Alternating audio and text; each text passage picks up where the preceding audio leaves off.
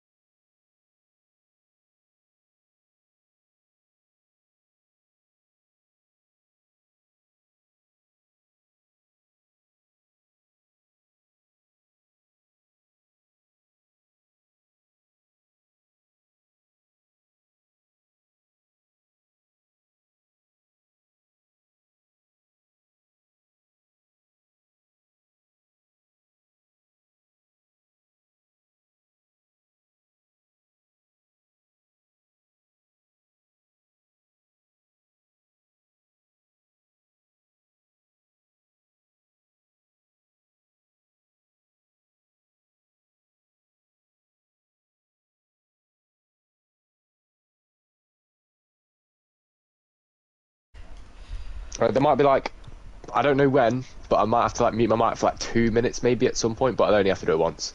Okay, that's fine. No worries. Every I'm 2 just going to minutes. make sure that everybody can hear us. Okay, that's fine. Oh, there we go.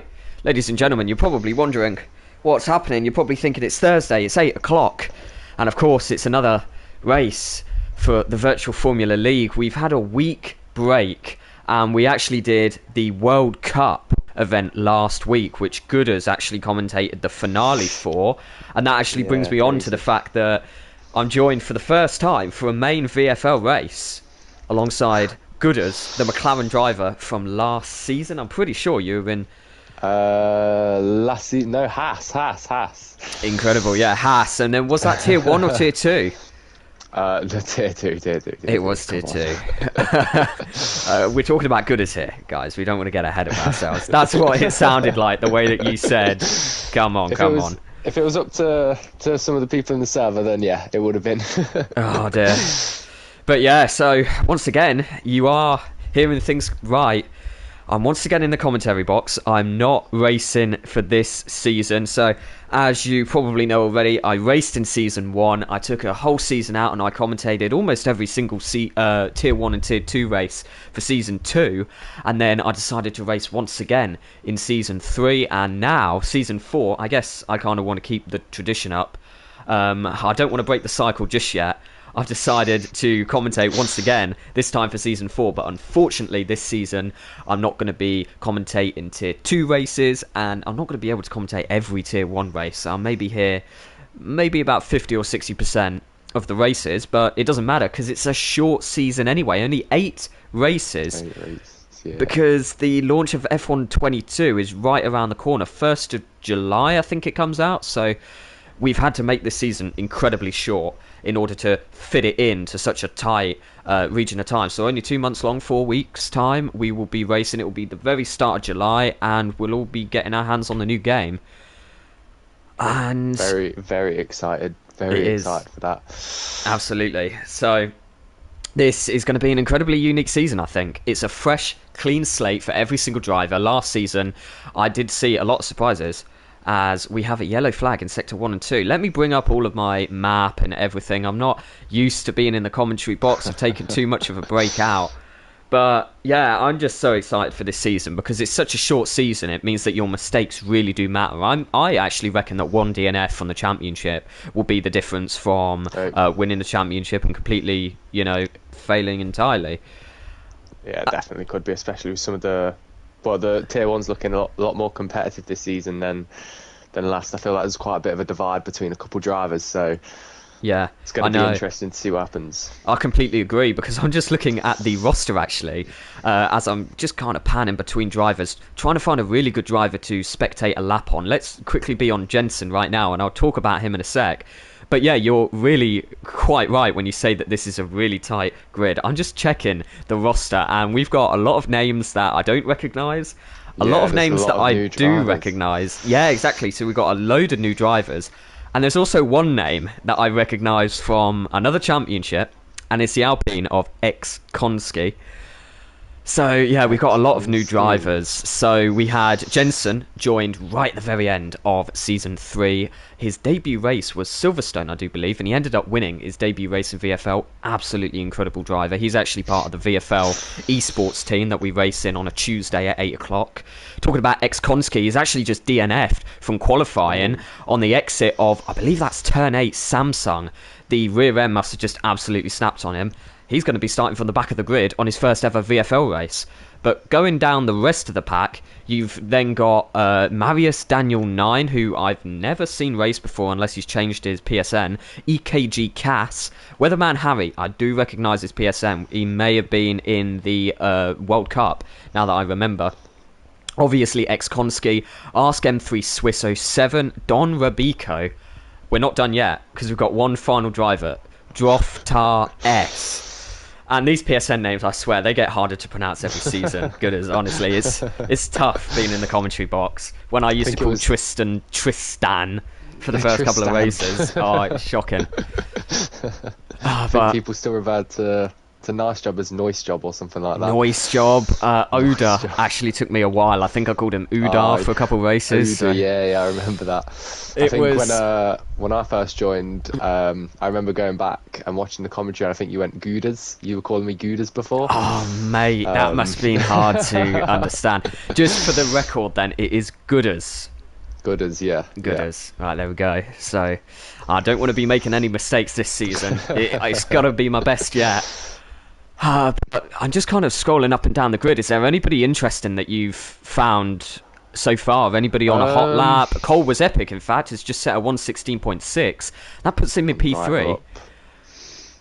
Well, I was saying it in the World Cup finale that I think he might be a top competitor this year for drivers maybe, but like you said, if one mistake, then it could just be the end. And yeah, so I agree. And Cole was epic, actually performed incredibly well at the end of season 2, and my money was on him actually for the championship. He did incredibly well in season 3. Unfortunately, didn't take the title. Seems like the strongest man on the grid at the moment is Robert DS again. He just constantly continues to improve. I haven't kind of weighed him up against the new drivers, especially some of these drivers look like they're part of esports teams, so I'm really looking forward to finding out what's going to happen this season. I think Robert might be on a bit of a high at the minute after the World Cup, so maybe if he can keep that going, then that'd be great. I think him and Mock won the World Cup for Barbados. Yeah. I agree. High up then. Yeah, exactly. I totally agree. I think that he's going to be ready for... I don't know, he's going to feel quite happy after that World Cup win, and I think he's really going to be ready for a good challenge. And I'm not surprised, actually, that Robert DS is down in P11, because multiple times in Season 3, he ended up starting from either the middle of the grid or the back of the grid, and he always either got a podium or a win. I'm just pulling up the drivers' standings right now, or at least like the race results, and I'm pretty sure that Robert DS ended up finishing either on the podium or in like the top 5 pretty much every single race. He's just such a consistent driver, and he's got the pace to match it. He's a really good driver. I like Robert. Like, just, he's a cool guy usually in the Discord and stuff, and then on the grid as well. He's just a great guy. Good to race against. He's got the pace. He's got the consistency. Just keeps it up, and this is why I think he was constructors, wasn't he, last season? And if he can keep it up, then maybe this season could be on for drivers as well, which would be incredible. Yeah, I totally agree. Robert DS is just such a good driver. Obviously, even though we've only had 3 seasons of VFL, we've only ever had 2 drivers champions, me and Robert DS. And Robert DS has always finished P2 as well, either P1 or P2. So he really is a great driver. And it's like I said, I'm kind of expecting him to perform well, even though he's in P11. I wouldn't be surprised if he takes 4 or 5 drivers on the first lap. We've seen Robert DS come back from a bad quali performance too many times in the past. So I expect him to do well. I think the World Cup as well, he started quite far back and he made his way up and I think finished on the podium second, I think. So yeah, or I think he might, so you know, great driver. But I think Darsan on a hot lap now, as well as Marius Daniel. I'm not sure how well they're doing, but it's tough because I'm just so used to last season. Whenever you said Darsan, I was like, okay, I'm looking for a Haas. Turns out Darsan's in the McLaren, partnered up with the new driver EKG Cass, and I believe actually Cass, now that I think about it, is that the same Cass from last season? I don't know if he's changed his PSN, and that could be the guy who ended up winning the he won one race. I don't know, I'm just forgetting. But he's a pretty good driver, if that is the same gas. But I'm on board with Darsan right now, and he's going through sector 1. It's a little bit slow around turn 3, I believe that is. He's just flicked it round that fast. And he's just invalidated on the exit turn 4. Incredibly different corner. I mean, you've raced this track for VFL in the past, I do believe. Yeah. How difficult is it? I mean, I've moved on to different settings now with like traction and stuff. Obviously, I'm not as advanced as some of these guys are with all the settings. But even when I was on full and went on to medium, it's still a tough track to go around. If you get even a snap of oversteer or understeer, it could be the difference between you invalidating a lap or spinning, especially around Portimao, I think. So you're right. It's a tough track. It is. It's one of the toughest tracks on the calendar, in my opinion. We've just seen Tristan snap. He wasn't even on a flying lap. He was actually just trying to let a couple cars through. Maybe that's due to his setup or something. I'm not too sure, but did you notice that Dark Inferno just improved on his lap time? He's now 0.6 of a second quicker than the man in P2, Tristan 06, who's now Steph's teammate, which is interesting. But yeah, Dark Inferno is an incredible quali driver.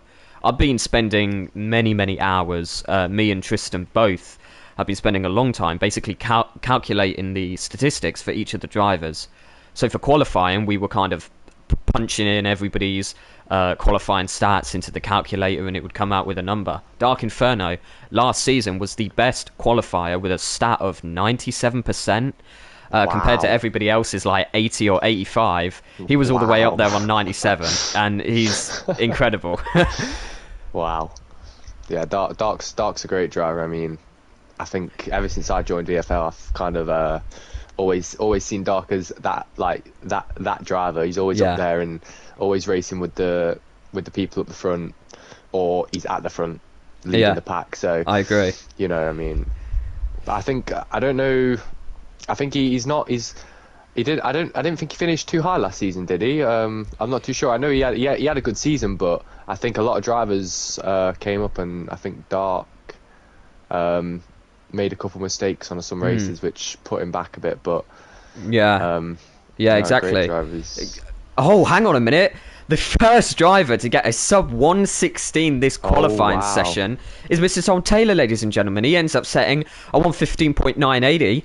Which is only about 71 milliseconds quicker than Dark Inferno's time. And I was just about to say that it could be a 1-2 qualifying at least for Ferrari, because Robert DS ends up improving massively on his last qualifying time, and he ends up setting a 1:16.6. I mean, it's a massive improvement. It's still almost 0.6 of a second slower than his teammate.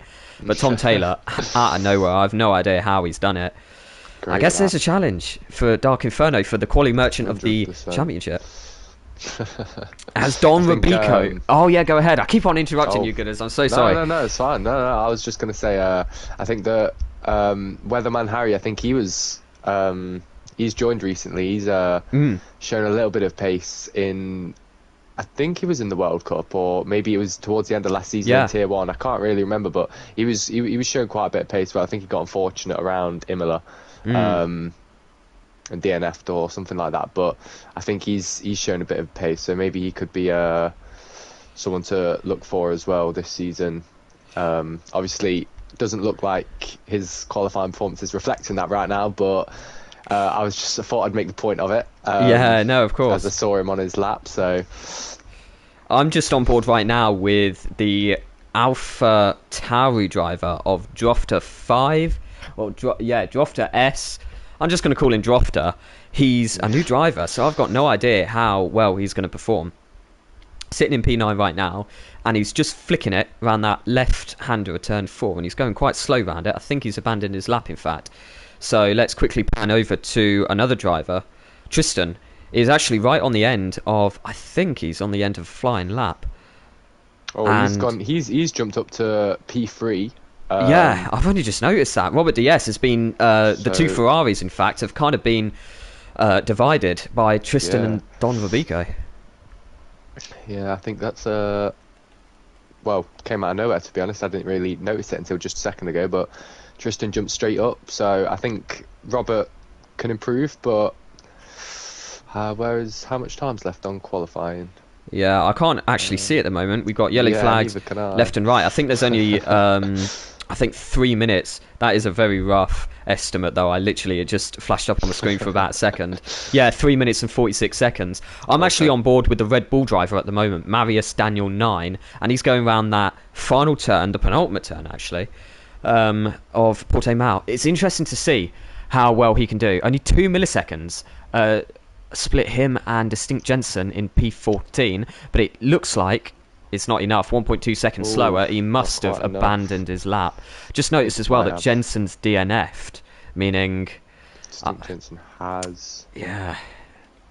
You know what happened there. Didn't see any of that, but unfortunately not. No. But you know what the final minute qualifying rush is like, with every driver improving on their lap time significantly.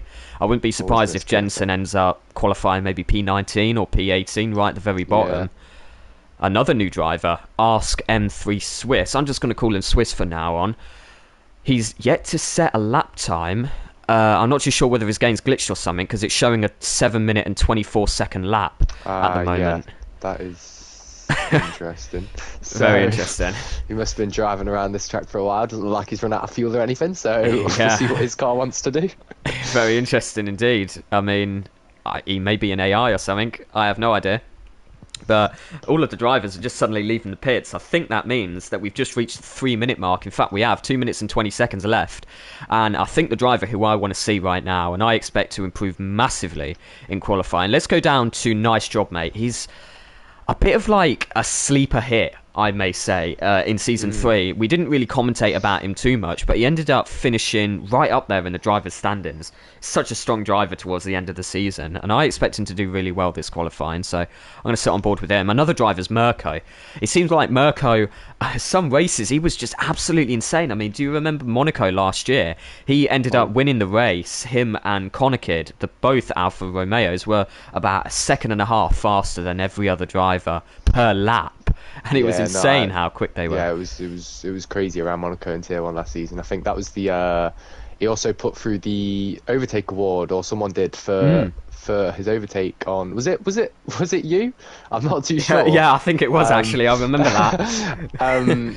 So I mean, it was just, you know, he's an incredible driver. I think he's been here for a while, hasn't he? Has he been here since Season 1? I think he's an original, Season 1 driver. Hang on a sec. Dark Inferno just sets a 1:15.906. That's almost 80 milliseconds faster than Tom Taylor's time, and that sets him back on pole position.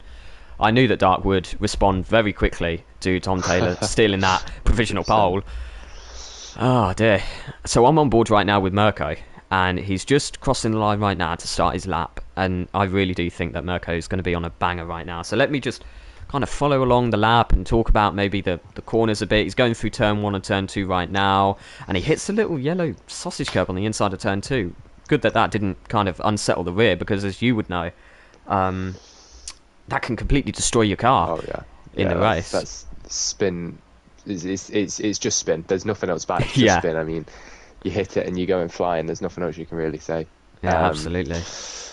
So like some of the curbs in I think Italy, you might not spin on them, but you just go flying. They just lift you into the air. They just send you to space.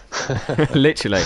I mean, he's just exited from turn 8 Samsung now. He's just heading towards Portimao, which is a corner name in the track of Portimao, and he's right on the white line, and somehow he doesn't invalidate. Hang on, Drofter S has just been DSQ'd from qualifying. He was in P12. He's now going to be starting in P20. But yeah, Mirko 69.96. Going around the final braking zone right now. It's flat out right until the line. It's quite a long run until the line. Let's see if Mirko can improve on his P8. I'm sure he can. It's looking like a great time. Absolutely. Oh no, unfortunately not. It's actually only 1.4 tenths of a second quicker, and that isn't enough to be. I just noticed that Robert and Nice have both jumped up.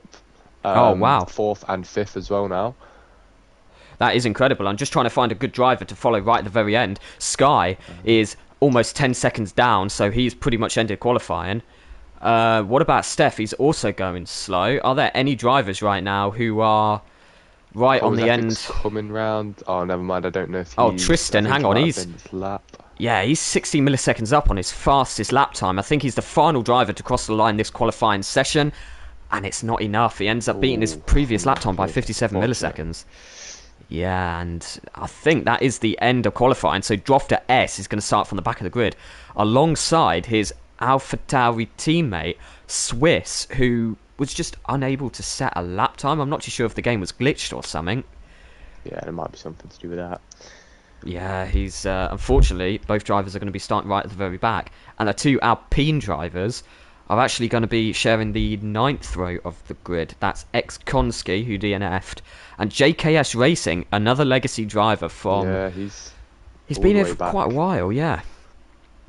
Maybe he just wasn't able to string together a quick lap, sets a 117.9, and then we jump all the way up to a 117.2 for Darsan. Then we have Jensen, Cass, Luke J. Gilly, Sky, Steph, Marius, Weatherman Harry doing incredibly well. Mirko, Cole was epic.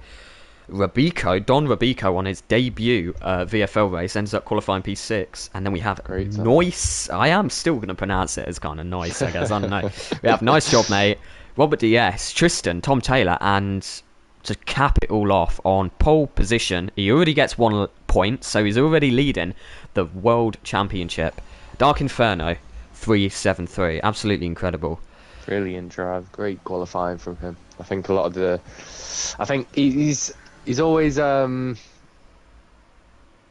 always up there in qualifying. We were talking about it earlier, weren't we? But yeah, he's always up there in qualifying. He's always setting great times. So it's good to see him carrying that into the season as well. Especially with all these new drivers coming in and it getting a bit more competitive. It's great to see that from him. Yeah, I'm interested to see... Oh, sorry, go on. Oh, no, I was just about to say, it's great to see that the old legacy VFL drivers are actually giving these new guys some challenge, because a lot of new drivers here. But yeah, what were you going to say? Go ahead. I was just saying I'm quite interested to see what the Astons have in plan. Cole was epic and Luke. They're usually you see them quite close to each other on the grid last season, but they're far... I think Cole was 7th and Luke was 13th, so a little bit ways back from each other. So we'll see what they have to do, and then hopefully the Alpines can also pull out something at the back of the grid. Hopefully they can make some results as well today. Yeah, I agree. I mean, qualifying is just, basically nothing compared to the race. The amount of times that we saw drivers from the back of the grid winning races, like I said, Robert DS did it quite a few times last season, and then drivers right at the very front. I mean, we've been talking about Dark Inferno in a positive light for quite a while. I feel like I have to bring up the fact that even though he's incredible at qualifying, he may have one of the highest DNF rates than any other driver, and I think it's just that he's the unluckiest man alive. He may actually be the unluckiest man alive. It just seems... He'll be having some... Go on, sorry, carry on. Oh no, I was just about to say that. It just seems like whatever he does, he just ends up getting DNF'd in the most kind of strangest ways. But yeah, what were you going to say about Dark? Yeah, no, he has some great... He'll have a great race. It'll be fine, and like at some point in the session something will happen, he'll spin and that'll be it, and then he's just either towards the back or DNF'd, and that's caused a safety car. So usually he's on for great results, and then something happens during the race and then that's it, he's out and it's over for him. So it's unfortunate, but yeah, I know what you mean, and that's why I think Dark Inferno finished so low down the pecking order, the Drivers' Championship last season, but we have seen Dart perform on race day before. He won the Russian Grand Prix in Season 2, and he was so close to getting the first back-to-back victory in Season 2. And then he ended up DNF I forgot what the track was actually for round 3 Season 2, but he was leading the Grand Prix by quite a while for pretty much like 95% of the race, and then ended up DNFing. Yeah. Man, I just don't know how Dark Inferno manages it. And I don't think it's going to be an easy ride for him this race either, because Tom Taylor, out of nowhere, ends up scoring a P2, and he's got very good race pace. He's got the pace today. I think both of them, both in the 15.9s, but I don't know. I guess we'll see what Tom wants to pull out. See what strategies they both go for as well. So yeah, it'll be interesting to see from him, Tristan, and Robert. To be honest, always it's exciting to watch Robert race, but yeah. We'll see. I'm just checking the statistics, and Dark Inferno has actually got an 85% consistency rate. The driver with the least amount of consistency is apparently Tristan with 51, and that's only because he's received so many time penalties every single race. Yeah. But they all went against his score, and they ended up giving him... It was actually... I had to, divide everybody's score by 2 in the end, or everybody's penalty points by 2, because originally he only had a consistency score of 2%, Tristan, and I'm like, look, he can't have a consistency score of 2%. I'm gonna have to make it 51. So there we go. That's Tristan, ladies and gentlemen. A little bit of modifying and the stats there, but yeah, exactly. I had to divide everybody's score by 2, so it is fair, don't worry. But it was because of Tristan that happened. Wow, so here we go. Every driver from P11 down to P17 starting on the mediums. We'll see if that can help them in any way. I'm going to track the front of the grid. You might as well take the back gooders. And this is 14, it. The 15. Start of Season 4, ladies and gentlemen, of VFL, and it's an incredible start for Dark Inferno. He pulls away by a mile, but Robert DS gets a superior start than any other driver. He ends up gaining P2. In fact, Tom Taylor's been turned around turn 1, and he's trumbled down all the way down the grid. In fact, he's in P20. Loads of drivers. Steph's been spun around. That's Marius Danielle 9 has also been round. That's Jensen. I think Jensen may have wing damage. Konski, I'm not too sure if he's been able to stay out of trouble or not. And yeah, that's really jumbled up the order. In fact, we've got a move right now. Luke J. Gilly going down the inside of turn 5 against Weatherman Harry. But Harry's got a much better exit. And he ends up securing that P8. And that's completely shaken things up. Robert DS, I think he qualified P5 or P4 in the end. He's now in P2. Tristan in P3. Nice job, mate. Has gained quite a few positions. All the way up into... How about I just go over to the position change? There we go. He's gained 1 position up to P4. Mirko, all the way up into P5. UKG. Yeah, Guess man. We've done on JKS. Oh, wow. Just coming around the final couple corners now. Yeah, JKS right up the gearbox of EKG destroying right there. for Tom Taylor as well. I mean, great qualifying, and that race start's really not done him well at all. I think, if anything, he'll be hoping for a safety car or something right now, maybe. Yeah, you're quite right. He's actually side by side with ex-Konski right now. This is the final thing that Tom Taylor wants. Is Steph going to head into the pits, though? Because he's about 3.5 seconds behind the rest of the pack. He doesn't. So nobody's got wing damage on lap 1, I think, anyway.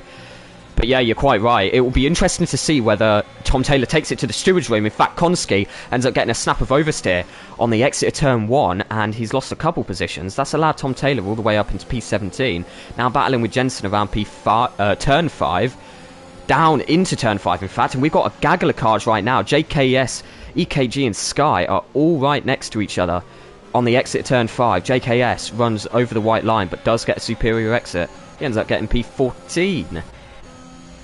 And the rest of the pack is quite spread out, but we have got that massive... Oh, hang on a minute. Bit of collision between Tom Taylor and Sky. Sky ended up losing the rear, but luckily he stays on the track. I mean, look at this. I'm kind of not letting you speak because there's just so much to commentate about, but you go ahead, guys. No, I was just going to say, I think it was last season that Sky... I don't know if he finished on this track either last season. I think he might have DNF'd as well, but I'm not too sure. It wasn't... If he did finish, I don't think it was a high one from him, so hopefully maybe he can make some places today. But I was just going to say as well that Mirko's jumped up quite a few places from his qualifying lap. up into fifth now, which is great from him as well. So clearly a good start from Mirko. And, hang on, Jensen's into the pits. He's got wing damage, and Konski's going for a move on Tom Taylor. He's using his ERS like crazy. He's only got 10% left after 2.5 laps. And yeah, there we go. Tom Taylor has just gone around the outside of Sky, and it was an incredible move. Outside of Sky and Konski. In fact, Sky may have wing damage because he's just been overtaken by Konski into turn 4. So, yeah, that is interesting to see. He was turning, but Sky now probably working his way back up the grid from where he was. Unfortunate as well. I think he's dropped down a couple of places from his qualifying position, but exactly. There's still the whole race ahead. So I guess we'll have to see if he can do anything. I mean, the grid is pretty spread out right now, isn't it? There's not, I think everyone's waiting for DRS, to be honest. And then there's going to be a huge train. So yeah, I think you're quite right. What's interesting is Darks ended up pulling out almost 1.2 seconds from his Ferrari teammate, and Tristan's going to have DRS up into turn 5 this lap. In fact, he's got DRS already, and we'll see if Robert DS, surely there's nothing he can do. Tristan already overtakes Robert DS, and they haven't even reached the braking zone. And there we go, Tristan into P2, but will Robert answer back onto the entry into turn 5? There is a DRS straight. In fact, there's a yellow flag, and that is due to, hang on, it's all been kicking off. Mirko has spun around. It's like a war zone over here. Cole Was Epic has just spun around. Rabico has spun around, I'm pretty sure. Cole Was Epic as well. Yeah, I just realised he's ended up losing a ton of positions. He's doing pirouettes in the grass right now. And Mirko, both drivers, we were just talking about Mirko's gained 5 positions. He's now down 11 positions. Yeah, and the drive... Oh yeah, go ahead. No. Horrible. It's a horrible turn. I think anyone gets a little snap of oversteer and accelerating too hard coming out of it, then they're going spinning. So yeah, you're quite right. I mean, we're talking about how terrible of a start Tom Taylor's had, but quite the opposite has happened for Drofter S. He was disqualified from quali, started at the back of the grid. He's all the way up into P5 right now, gained 15 positions. Oh my god! In fact, both AlphaTauris have. Because Swiss has just gained 12 positions, yeah, they've pulled out something. Wow, they've incredibly good drivers. Both the McLarens, I think, have gone up as well. I think they were 15th and 18th or 17th, something like that. So I think they've both pulled out something good as well. Which you're quite right. Darson's gained 8 positions, but let's see if he can keep hold of that P8, because Rabico has got DRS right behind him into turn 1, and there's nothing Darson can do. In fact, Rabico's overtaken him before they've even reached the braking zone. Yeah, quite the battle at the moment. I mean, we've got a tiny gap between Nice Job Mate and Robert DS, about 0.6 of a second. But I think the tightest battle right now is actually a 3-way battle. In fact, it goes on for quite a while. It's quite the train, actually. It goes all the way back to Tom Taylor, I believe. Yeah, all battling for P8. Yeah. Tom trying. I mean, he's spanned and made his way back up. So I mean, well done to him. But I think Luke's gonna defend like crazy, and then he's still got to get past all these other drivers as well. Yeah, another spin. That's ex-Konski. He's got a 3-second time penalty for corner cutting, but I'm sure that will get removed. He's ended up losing a couple of positions. And yeah, there's a bit of a battle. Hang on, Luke J. Gilly is on the inside. Oh, that was incredibly close. On the inside of the McLaren driver, Cass, heading into turn 12, I believe that is, Portimao. And they are right up each other's gearboxes right now. Only less than 0.2 of a second separating Luke J. Gilly. Contact with Tom Taylor, I think he pushes Luke a little bit, but... Oh yeah, you're quite right. Damage, I don't think. Oh, hang on, there could be wing damage. He's a little bit slow heading into the penultimate turn. I hope it isn't wing damage, because Tom Taylor has actually gained quite a few positions. He's on a bit of a redemption arc right now. Let's see whether Tom Taylor can also overtake Cass. It's almost a guaranteed overtake for Luke J. Gilly to take him into turn 1. And Tom Taylor, I'm sure he's going to want a battle. In fact, Cass goes for the inside line and Luke J. Gilly on the outside. And there's a collision. Cass is turned around. He gets a snap of oversteer, counter steers into Luke J. Gilly's path and ends up spinning around. And luckily, he's ended up rejoining the track quite quickly. He's only lost about 7 positions, I'd say. But that means Luke J. Gilly has got the P10. Yeah, Luke and Tom both moving up another position, which is, well, great for Tom as well. I mean, never mind, as I said that, he got a little bit of a car jolted a little bit as we went around that corner, but I think he's now going to work his way, hopefully overtake Luke before, well, I mean, he's got a pit, so if he can overtake him before Tom has to pit, then, or before Luke has to pit, which I think he will, he's on the soft, so. Yeah. How many laps do you reckon the softs will last? I think about maybe 8 or 9. I'm not too sure, yeah, honestly. I think eight or nine. I think if anything, maybe some of the back runners might try and. Or no, I think the back runners they'll try and pit as early as. I think Cole and Mercer have gone onto the hards. As we said that. So, but no, I think eight or nine. Maybe if people are wanting to do something or they have a tactic with their teammate, maybe push into 10. But I think it could be dangerous on this. The tyre. The percentages on the tyres go up high on this track because the surface is so hot and it's absolutely way tyres coming around these fast corners as well. So yeah, tyre wear really is high. Nice job, mate, actually letting Robert DS through into turn 5. That's really interesting because Robert DS actually had P3 for a moment there, but he kind of overtook him in the wrong spot. You kind of want to overtake into turn 5 rather than turn 1. It's very easy to just end up snatching the position that you've just lost into turn 5. Still on with Tom Taylor and Luke, and it looks like I think maybe Darsan might have lost a little bit of time because Luke and Tom Luke's now up his gearbox wanting to make a move.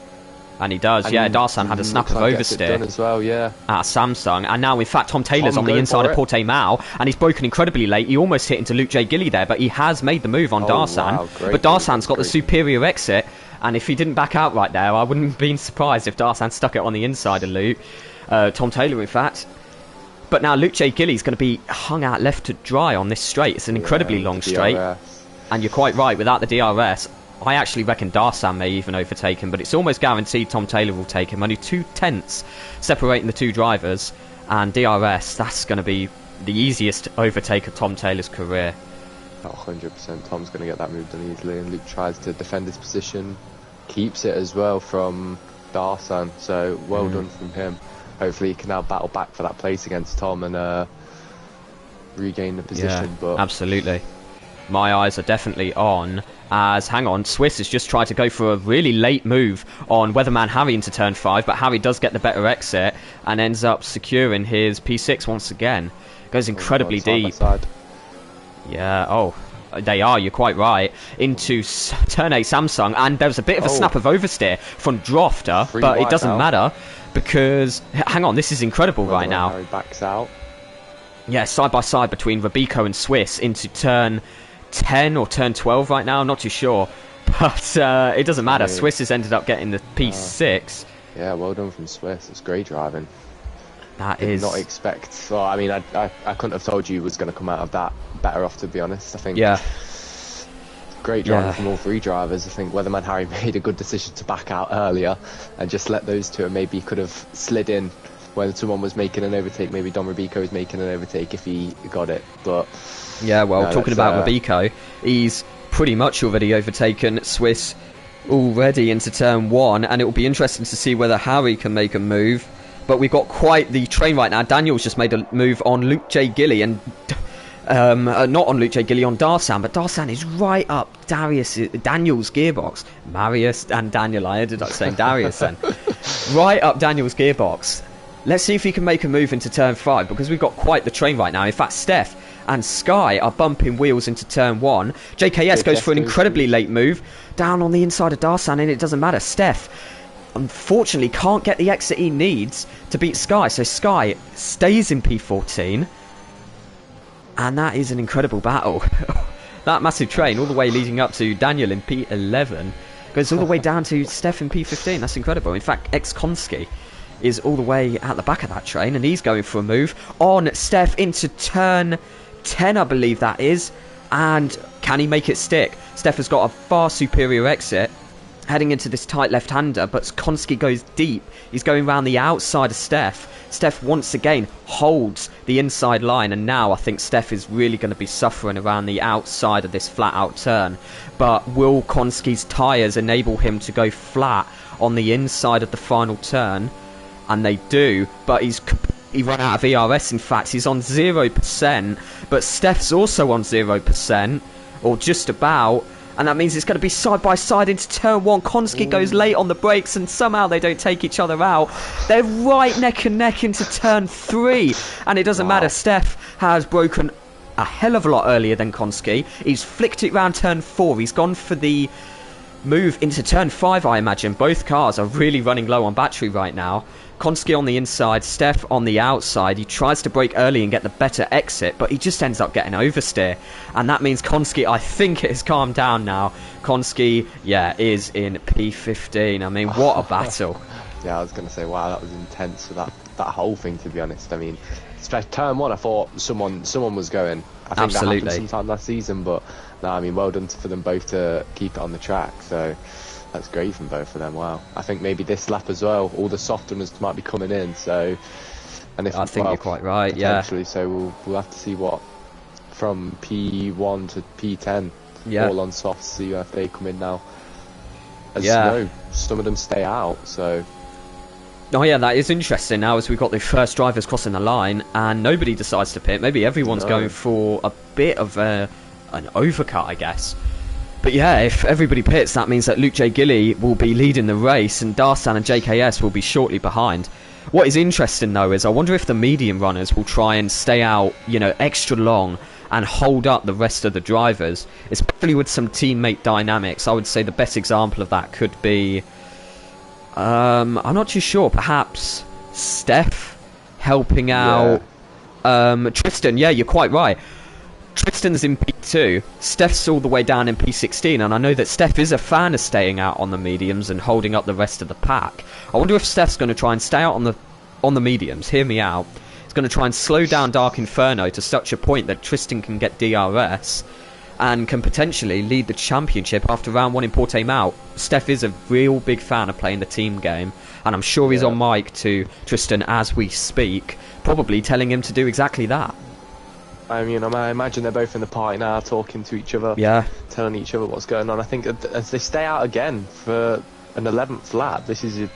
oh no, hang on. Nice job, mate. Has gone for the undercut. Oh, nice, goes in. Yeah, he has, and so has Don Rubico and Swiss. Weatherman Harry stays out, so does Tristan, so does Tom Taylor even, sorry, and Marius also goes in. It's interesting to see Konski stays out, and Distinct Jensen obviously stays out because he's on the fresher tyres. But yeah, this is a pretty interesting race. We've got a massive gap between the top 3 drivers. Now we've got Drofter in P3 on the podium, Tristan in P2, Dark in P1, leading by about 2 seconds. Wow, there's a massive gap up there. Drofter's from all the way at the back of the grid up to P3 now. He's been on an incredible drive, so absolutely. You know, I mean, if he keep this up, then for podium on his first race for VFL would be incredible, especially from all the way at the back as well. Be something to remember. So I mean, well done to him right now. But Robert still within DRS of him, which I think is his only threat right now. But I'm not sure if he got DRS in time. What's interesting is Robert DS and Drofter have decided to stay out for another lap. Yeah, you're right, he doesn't have DRS. He was right on the cusp then. I actually think Robert has just missed out on DRS by a single millisecond. Yeah. But yeah, it's interesting to see Dark Inferno and Tristan Pitt. But yeah, Drofter and Robert DS are going for quite the extreme overcut right now. I don't know if they're waiting for a safety car perhaps, but it doesn't look like one's coming. Oh, hang on. Konski's just hit the yellow sausage curb at turn 1. He doesn't end up DNFing though, but it does cost him some time. That enables Steph to stick his nose up the inside of turn 3, flicking it around that left-hander at turn 4. Steph's run off the road, ends up going all the way over that green concrete, and now they're side by side into turn 5, that heavy braking zone. Konski's on the inside, Steph's on the outside. Steph can easily get the better exit because he's using the shallower line, and now they're side by side into turn 7 and turn 8 of Samsung. Let's see whether they can keep it side by side. No, Steph ends up taking the lead, and that P8 is his. Gets in front of him. That's great. I mean, it's good for Steph to get that done as well, considering Konski's probably going to be boxing, I'd say, this lap. Well, I think he's got to now. He's on 12 laps off. So yeah, and I think these front 3 drivers might have to as well. And if not, no, again they stay out. Well, wow. Robert and Drofters have stayed out, which is incredible. I don't know what's going on. I think maybe Tom Taylor's coming in. I have no idea. Tom Taylor in, so yeah, I mean, I have no idea what Robert and Drofters are doing, but I mean, I know that Robert stayed out on the softs in the finale of the World Cup for a couple laps longer than everyone pit for the mediums during the safety car, and he stayed out for the softs. So I think it sounds like he might be a bit of a fan of the tyre management, but he's closer absolutely to pitting with the medium runners than the soft ones now. So, and it just goes to show you how significant of a pit stop that is. Like, I mean, it's a really long pit lane, because Tristan has only just come out in P10 right now, and he's got this massive train. I do feel sorry for Tristan, and so has Dark. In fact, Dark's come out right in the middle of this train that leads from, I believe, Tristan all the way up to Darsan. And this was interesting for Dark, because this is exactly what he doesn't want. I mean, perhaps Robert and Drofter even, are staying out for that exact reason. They want to be behind the train and not get caught up. I mean, look at Dark. He's got so superior grip right now, and he's going to be all over the back of Steph. I mean, look at all three drivers, Sky, Steph, and Dark Inferno. There's about 6 inches separating all three of them right now. And look at Dark, he's right on the back. Hang on, we've got a spinner, and that's ex-Konski on the exit of Turn 8 Samsung, has just lost the rear. And Steph is really severely running out of VRS right now, heading into the pits. That is JKS Racing, who's actually pitting off of his mediums. I don't know whether he's going for the 2-stop, or whether he's got wing damage or something, I'm not too sure. But yeah, easy overtake for Dark Inferno on Steph, and he's looking to go for an overtake on Sky now. Sky's also running out of ERS. Of course, if the red light on the back of their car is blinking, and I only just found this out, it means that they've got less than 10% ERS. So Sky's really lacking ERS right now. Dark's going to go for... Oh, it looked like he was about to go for a move down the inside into Turn 5, but Sky ends up defending the inside of Turn 5 and defends that P4 position. Tristan makes a move on Steph. I mean, Tristan and Dark right now are kind of battling, and what's interesting is the traffic has made that 2-second gap between Dark and Tristan turn into a 9/10 gap, and Konski has retired in the pit lane. Dark goes for a move on Sky around Portimao, doesn't get it done. Sky gets in front.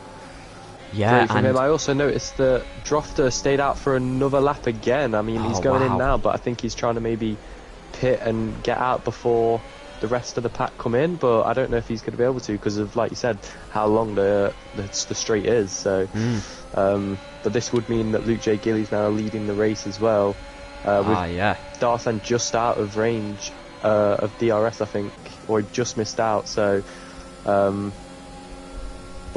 no, it doesn't. Yeah, Droftus doesn't get out. Goes all the way back down to, well, P9 maybe. I think. He's actually P8. Side by side. Oh, that was incredibly close. Side by side with nice job, mate, on the exit. And he ends up actually coming out right alongside Robert DS. What's interesting is Robert's now going to have 1 lap fresher tyres than Drofter. Drofter, quite the contrary, actually. Drofter's going to have 1 lap fresher tyres than Robert DS. And this has really helped out both Drofter and Robert. In fact, Tristan, is that Tristan round? No, it's Tristan. Sky around. No, Sky. It's Sky has just been turned around. I was following Drofter so much, I didn't know what happened. I know that Tristan was trying to make a move on Sky, and I think that has led to both drivers spinning around, because now there's a massive gap between Tristan and Dark Inferno. Tristan's actually lost a couple positions. He's now behind Steph and Cass. So I imagine that's contact. And I believe it was around Turn 5 between Sky and Tristan. And surely that will be heading to the stewards. I mean, when the reports open up, I imagine Sky's definitely going to report that. I didn't catch what happened either, to be honest, but... No.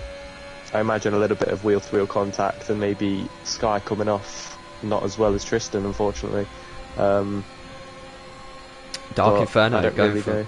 Oh yeah, I was just about to say, Dark Inferno going for a very easy move on Darsan, and he's carving through the pack right now on these much fresher medium tyres. Luke J. Gilly just about a second in front of him. I'm sure we'll probably have the lead of this race by lap 18. What's interesting is the only threat to Dark Inferno, it seems, was Tristan, and now he's all the way down into P6. In fact, there is about a 5-second gap between Dark Inferno and Tristan.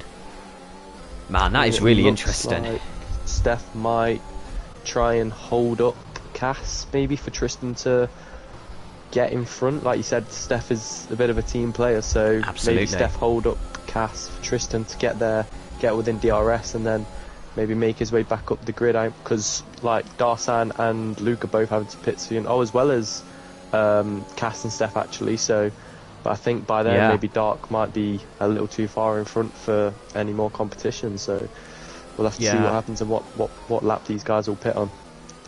Yeah, I think you're quite right that Steph's trying to hold him up. He's not holding them up too aggressively, and Cass has got almost 70% ERS left. So I actually think Cass is going to overtake Steph if Steph isn't too careful.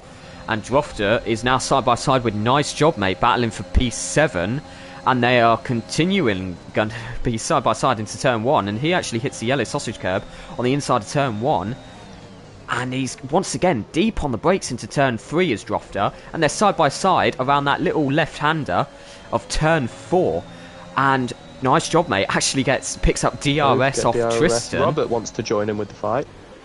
Yeah, this is really good for Robert because he can actually catch up to Tristan. In fact, we're talking about Tristan losing a possible P1 to Dark, but if Tristan's not careful, Robert DS has got an incredible race pace behind him. He may even lose P2, and we could see a Ferrari 1-2 in round 1. Which would be incredible for the constructors, especially with such a short season. I mean, it would mean a lot for both of them. Oh, hang on, Sky's round again. Sky's round again, turn 8, Portimao. He's ended up losing the rear. I'm not too sure if that was contact with another driver, but yeah, he's lost a couple more positions. It could be anything. He's on the old mediums, isn't he? So I think they're getting to that point now where maybe people need to start pitting or think about pitting, and I think he's just been the first one to witness that from perhaps that corner. Robert DS sizing up a move into turn 1, and JKS spins. Oh, hang on a sec. I'm trying to find him. Yeah, you're right. JKS, I'm not too sure how. He's on those hard tyres. He's only just changed to the hards, and it's just not going his way. Cole's Epic is going to want to go for a move, I'm sure, into turn 1. I mean, all of those drivers at the back of the grid are just praying for a safety car right now. He's got a bit of wing damage. It didn't look like he got a better turn. I'm not sure. Didn't pick up the DRS, just missed out on the DRS well. I think maybe JKS might have been trying to steal the DRS from him, but yeah, Steph's just let Tristan through, and now Tristan's actually only about half a second behind Cass. I feel like Darsan's actually done a better job at holding up Cass than Steph has, because unfortunately there's only a tiny little gap between all the drivers right now, and Darsan is at the helm of that train in P3, and after all of the medium runners pit, we're going to see Dark Inferno in P1, of course, but then Tristan in P2 and Robert DS in P3. And look how close all of these drivers are right now. I mean, Robert DS, even though he's about 3 positions behind Tristan, is only just over about a second and a half behind him. It's absolutely insane how close this is. Steph, really lacking ERS right now, is in fact on 0%. Cass is trying to make a move. He kind of sized up a move on Darsan for P3, but isn't able to make it stick. I mean, Tristan right now, you can tell the difference in grip between these two drivers. Trying to get that move in on Steph, doesn't quite let it happen. I think maybe Drofter's got the DRS. Well, never mind, there's the train, isn't it? So of course they've all got DRS.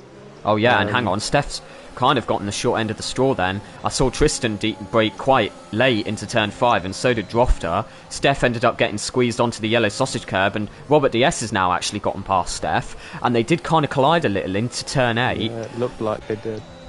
And that's really tricky for Steph. Lost a couple positions, but he is still yet to pit, of course. And there's a yellow flag, and that is JKS Racing has spun around once again. This time it was around turn 4, and he's clouted his wing, and he's spun around again. Goes again. And we could actually see a VSC if he loses enough of his wing. That will definitely cool things down, because it's incredibly tight. A little bit of oversteer from Cass. Yeah.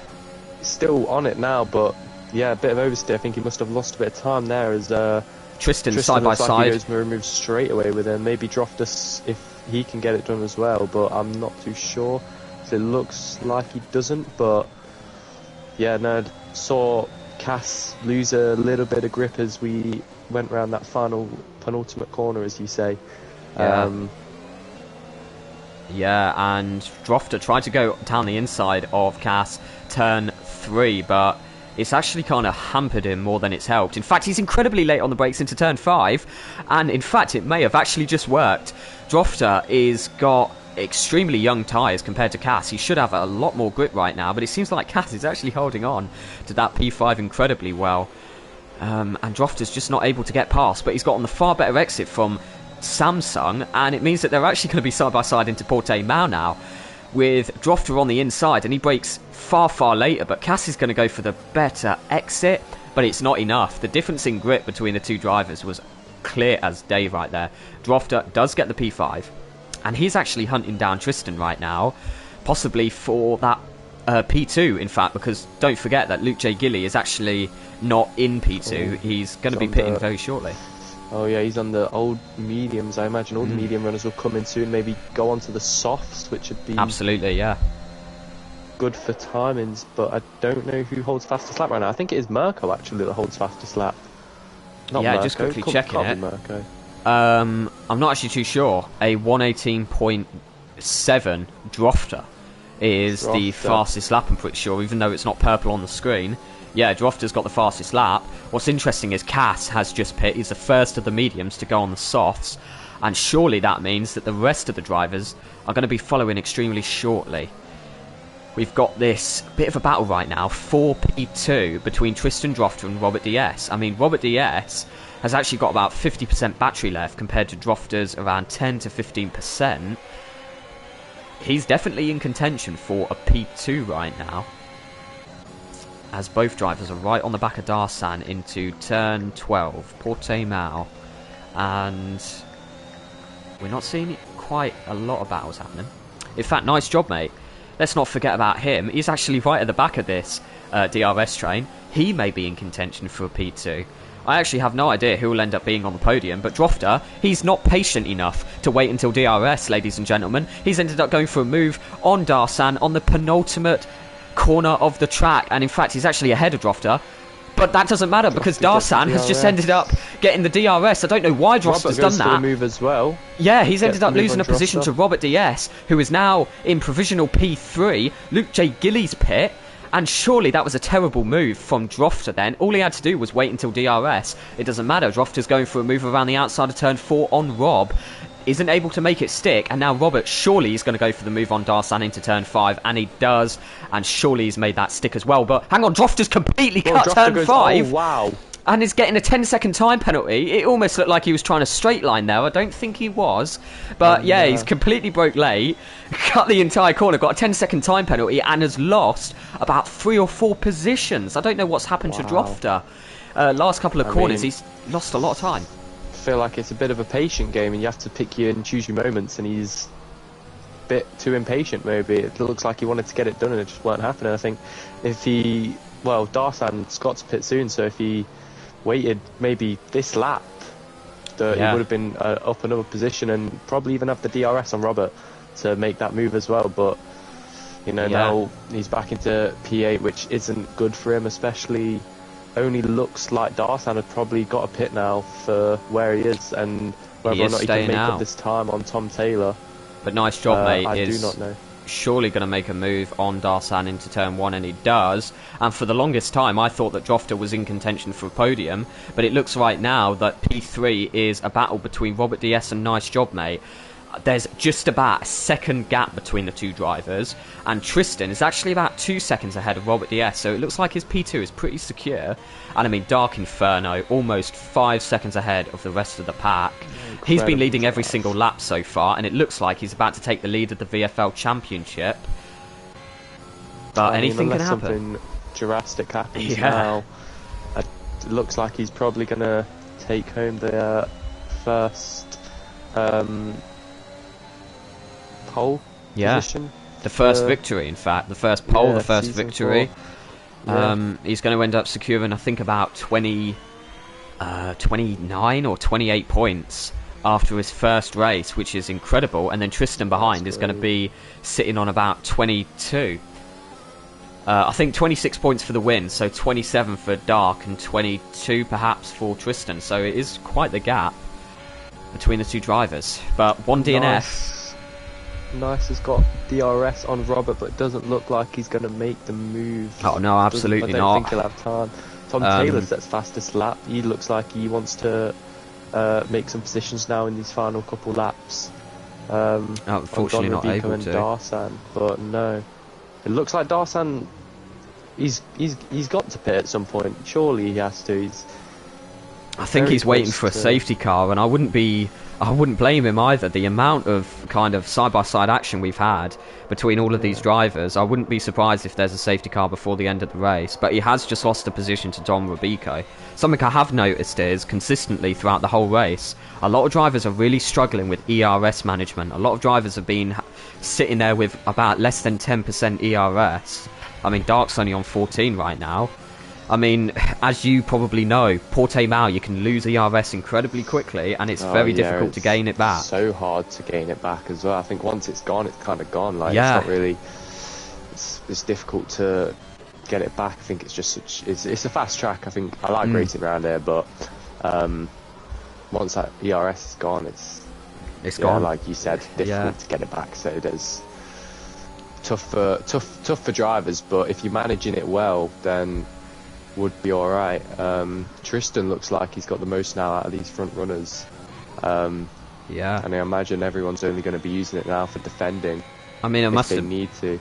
Yeah, what's interesting is he has got quite a big pool of ERS, but that 2-second gap, I think I just said it was a 2-second gap only a couple laps ago, is now only a 1-second gap between Tristan and Robert DS. So, Twiston. But yeah, that's interesting. I thought that Tristan had almost guaranteed himself that P2. I think it's going to be a three-way battle between Nice, Rob and Tristan for the bottom two spots of that podium. And there's only 2 spots, there's 3 drivers, so somebody is going to miss out on a podium. And I mean, like we said, Darsan pits, he comes out all the way at the bottom of P16, which is, I mean, I think we both knew it was going to be, like, he was going to move down, but yeah, I'm surprised it's by that much, honestly.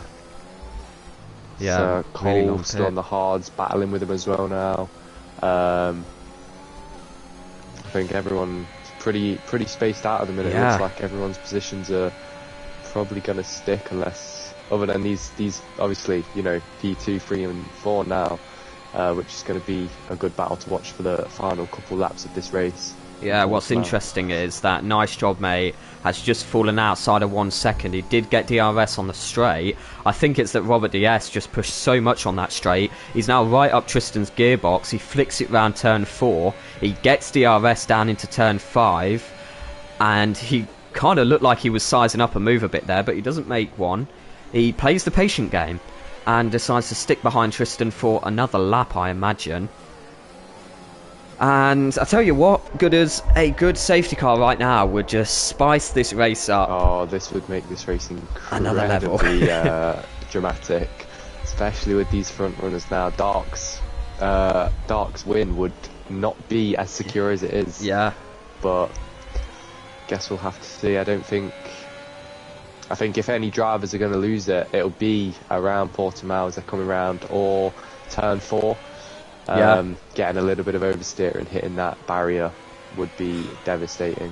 Yeah, and I've just noticed, I haven't noticed it for such a long time, but Tristan's actually got a 6-second time penalty this entire time. Oh, wow. I remember that because you were talking about turn 4. I was about to say I wouldn't be surprised if drivers pick up some final lap penalties, but they already have. Tristan sitting on 6 seconds, meaning Rob's in P2 and Nice Job Mate's in P3. So... And in fact, Tom Taylor, remember, he started on P2, started on the front row, ended up losing about 15 positions all the way down to P17. Yeah. If these 2 drivers with 6-second time penalties stick, he's going to end up finishing in P4, which is going to be a brilliant race for Tom Taylor. I mean, P2 to P17, back up to P4 again.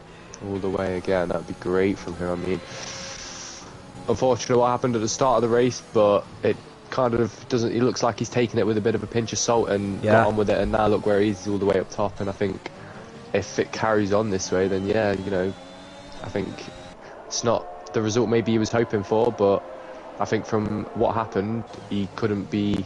I mean, I'd be over the moon. So absolutely, I agree. This little battle now as well with Robert, Tristan, and Nice, all now within DRS of each other. Nice is...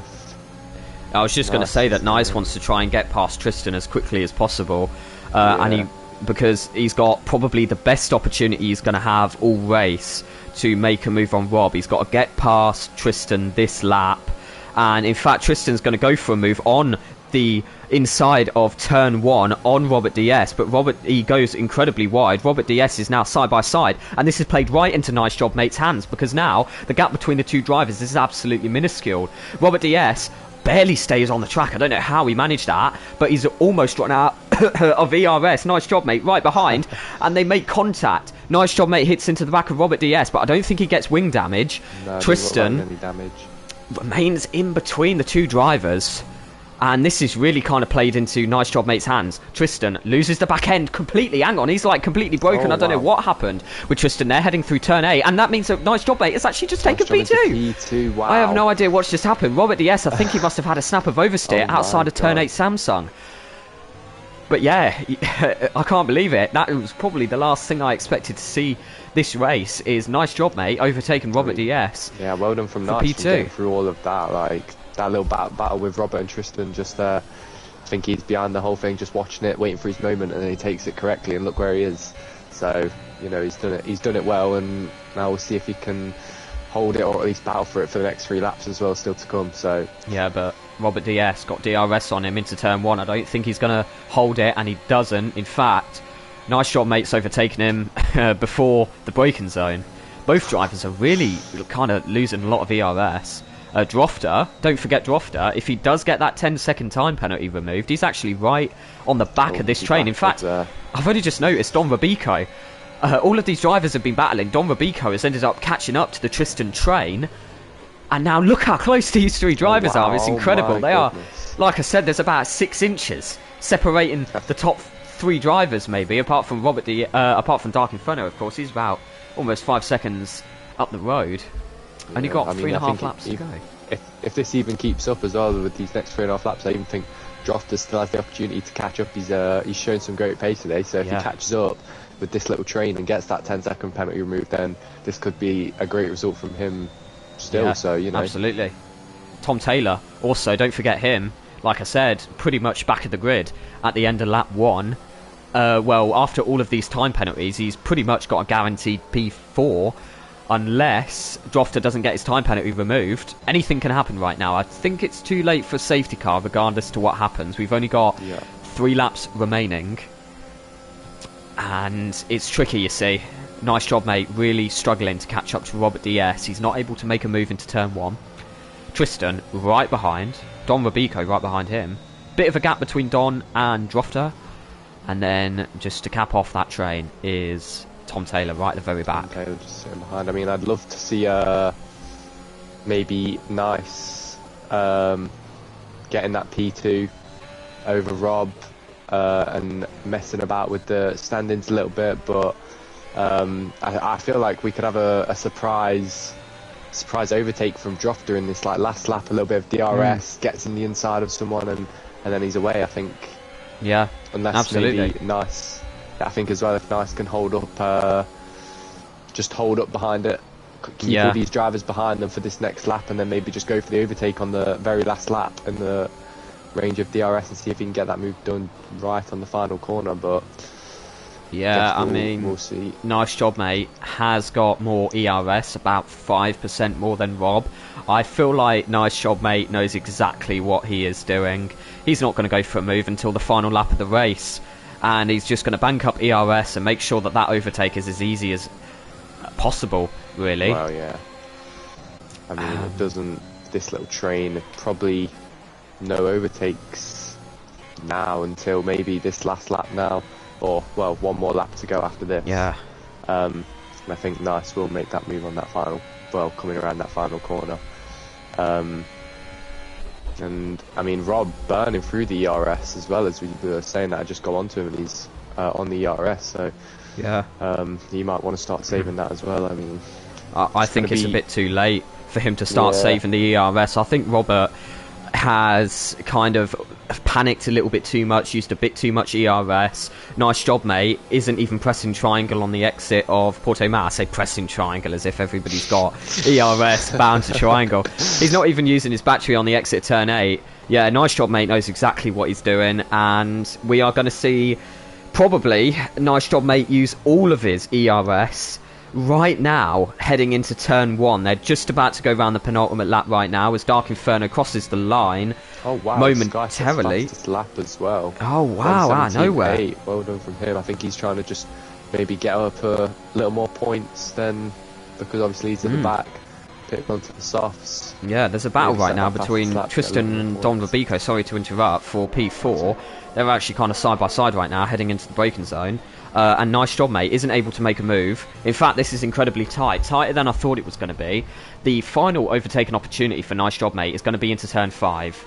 Nice job, mate has slightly more ERS than Rob, but he unfortunately loses the back end a little bit around turn 5. Yeah.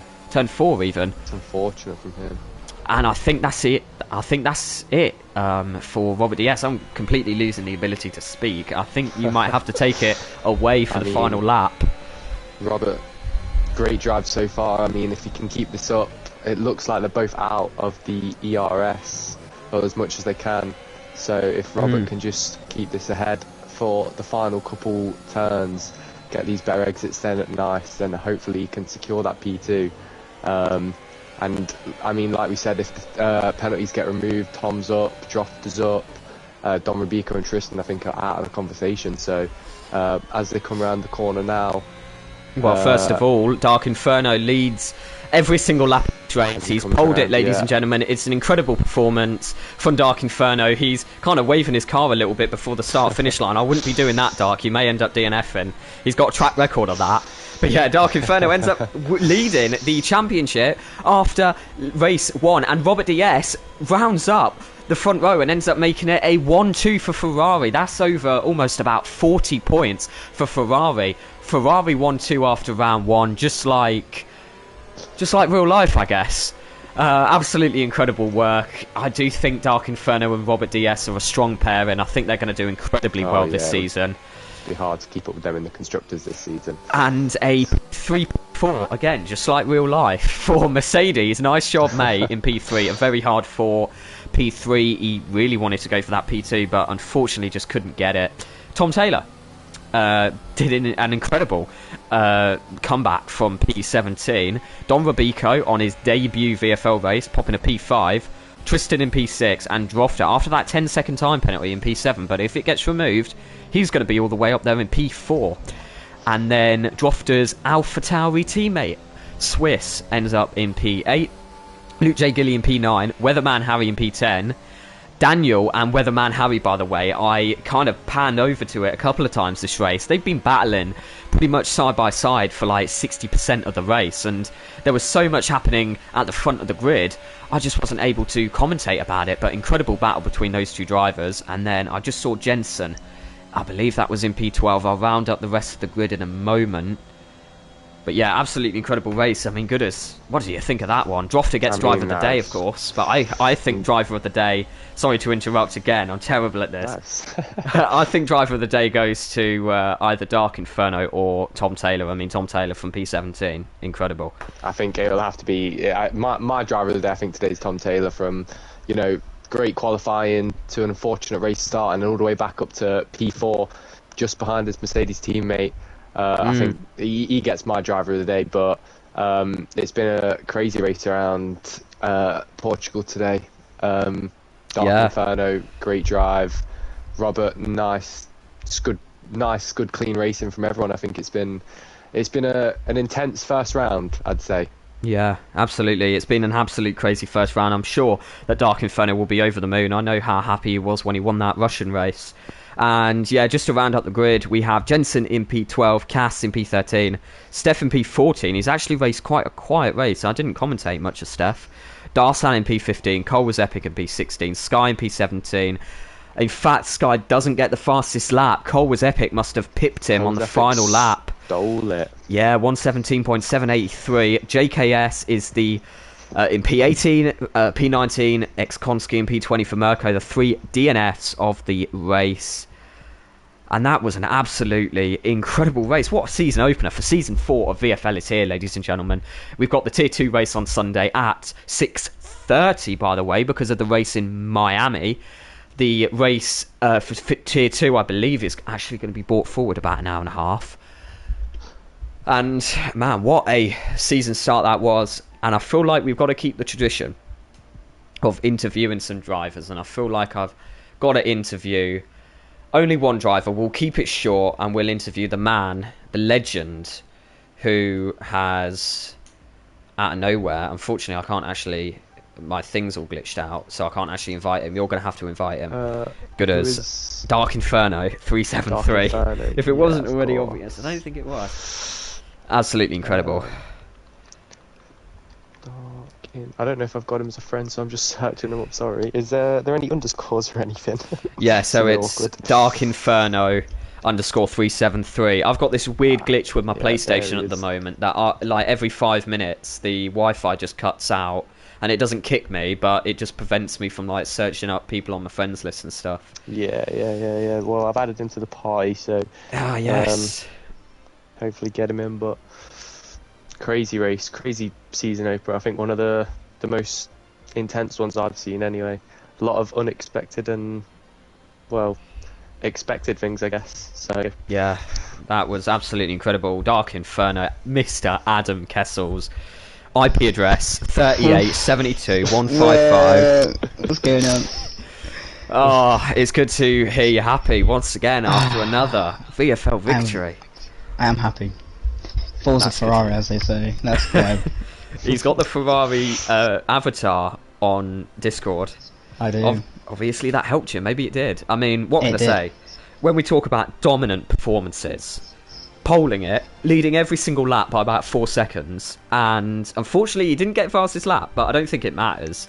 It doesn't matter. It doesn't matter. To get fastest lap at the end there is so difficult. My tyres were about 60% and had to fuel save so much at the end. Oh, wow. So. Man, what a race that was. It pretty much went your way for the first time in a long time. It kind of went your way from start to finish, which is good. Kind of shows that when you don't end up getting struck by terrible luck, you're one of the fastest drivers on the grid. Honestly, it was incredible. I mean, if you were there, it would be a different story, but yeah, maybe I might have just spun and taken you out like I did in China. I mean, I don't think there's much to discuss apart from what's your secret around Portimao.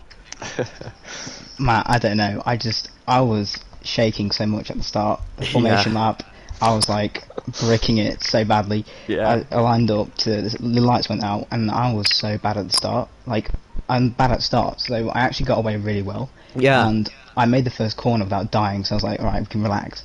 and then I saw Robert pop into P2, and I was like, this is going to be a great race. Yeah. Man. So, it was quite a battle, by the way. I don't think you realise, but it wasn't a walk to the finish for Rob to get that 1-2. He was battling with Tristan for quite a while, and then at the end he was battling with Nice Job Mate, of course, his former teammate from last season. Absolutely incredible race. I mean, were you on comms with Rob that entire time? I wasn't. No, we weren't talking to each other, but I kept seeing the names switching around, so Rob was pushing for this P2. Yeah, I mean, what a race that was. One of the best season openers I've seen. VFL is absolutely back. You've got an incredible league right here that you set up, Dart. So, thank you.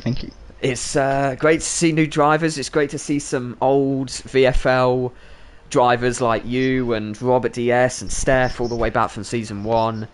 And I think that we've got an incredible season on our hands. I mean, how close is that? One DNF, that's insane. Like I said so many times, one DNF costs you like 25 odd points. We've only got 8 rounds this season, so you better be careful, Dark. One DNF. Yeah, every point matters this season. Absolutely. I mean, what else do you two want to say? Gooders has been an absolutely incredible co-host.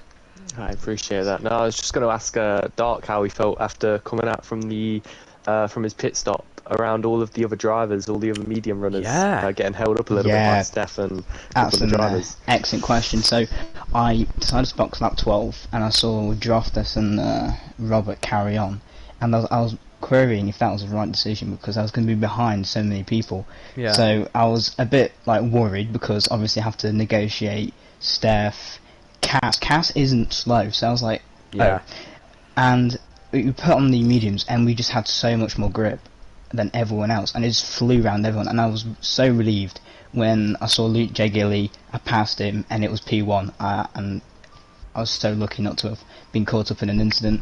So yeah, and incredible driving from all of them. It was insane. Great race. Yeah, honestly, that was an incredible race. I mean, I don't think there's much else to talk about. I don't know if anybody wants to say anything. But, yeah, I guess No. not. I guess that Apart is the from- end. Yeah, no, Apart from that, I was Checo Perez during that race in last year, USA. Oh, yeah. I was the thirstiest man That's for incredible. 33 laps. Yeah. Well, I It hope you've hurt got to your swallow. water now. Yeah, I I have. can imagine. Oh dear, so I think that's it, ladies and gentlemen. Just to wrap it up, the conclusion of the opening round of season 4. Can't believe we've already done 4 seasons. Season It is 4 of come a long way. VFL. We're going to be hitting you once again with the Tier 2 race. I believe that we're going to have a stream. That is happening this Sunday at 6:30 because of the Miami GP, but every other week it's going to be at 8 p.m. And then next week, I've quickly got to check what the next race is, but PJ will actually be commentating you once again. I don't know if Gooders will be joining him. yeah, I might join in. I'm pretty That's sure I'm great. free, so yeah, maybe I join in, Yeah. see what PJ says, and maybe you'll see me next week as well. Yeah, Nice. I'll incredible watch to the stream, hear. guys. Bahrain next week. Good luck to everyone. And of course, don't forget as well to tune in on Tuesdays at 8 p.m. to watch me absolutely fail at trying to race against some of the fastest drivers in Formula 1. Formula 1 esports at least. Represent VFL. And last week, well, this week even, it was an absolute disaster. I'm not going to spoil anything. It's the video below this one. Go and watch it. It was an absolute joke, as always. I ended up bottling it. But anyway, we'll see you later, ladies and gentlemen. What an incredible race that is. Goodbye. Goodbye. Oh. Incredible.